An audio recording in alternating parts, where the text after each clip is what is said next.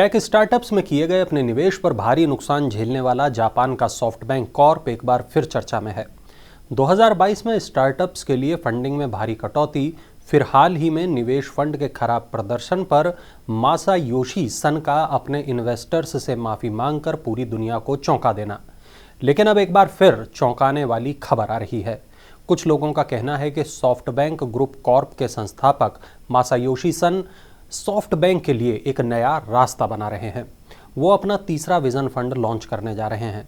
65 वर्षीय सन ने हाल ही में कई अरब डॉलर की नकदी जुटाई है और अब वो एक नया स्टार्टअप फंड शुरू करना चाहते हैं। अभी तक ये क्लियर नहीं हुआ है कि इस तीसरे फंड में सन कितनी पूंजी लगाएंगे। फर्स्ट विजन फंड में सऊदी अरब के पब्लिक इन्वेस्टमेंट फंड की मदद से करीब 100 अरब डॉलर का निवेश किया गया था, जबकि दूसरे विजन फंड में अकेले सॉफ्टबैंक ने 40 अरब डॉलर की राशि रखी थी। वीवर्क इंक, वायरकार्ड एजी और ग्रीनसिल कैपिटल जैसी टेक कंपनियों में निवेश से सॉफ्टबैंक को पिछले 2 तिमाहियों में करीब 40 अरब डॉलर का भारी नुकसान हुआ है। सॉफ्टबैंक की बैलेंस शीट में जून अंत तक 50 अरब डॉलर कैश और इक्विवेलेंट था। इसके अलावा अलीबाबा ग्रुप होल्डिंग लिमिटेड में अपनी हिस्सेदारी बेचकर उसने 60 अरब डॉलर की एक बड़ी राशि जुटाई है। कर्मचारियों की छटनी करने वाले सन के लिए अब एक नए फंड को लॉन्च करना आसान नहीं होगा, क्योंकि ब्लूमबर्ग के अनुसार सॉफ्टबैंक अपने विजन फंड ऑपरेशन से 20% स्टाफ की छटनी करने की प्लानिंग कर रहा है। जून तिमाही में सॉफ्टबैंक को अपने विजन फंड में 21.6 अरब डॉलर का भारी घाटा हुआ है, जो सॉफ्टबैंक के इतिहास में अब तक का सबसे बड़ा घाटा है।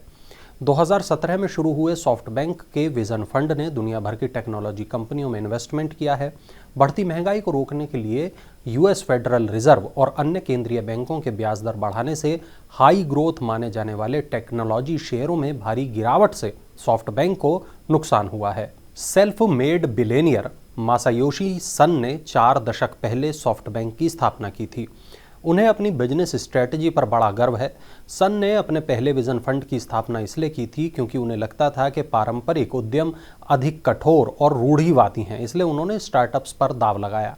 अब वो मौजूदा परिस्थितियों में जहां स्टॉक प्राइस गिर रहे हैं और इन्वेस्टर डरे हुए हैं, अपने आप को एक बड़ा दाव खेलने के लिए फिर से तैयार कर रहे हैं।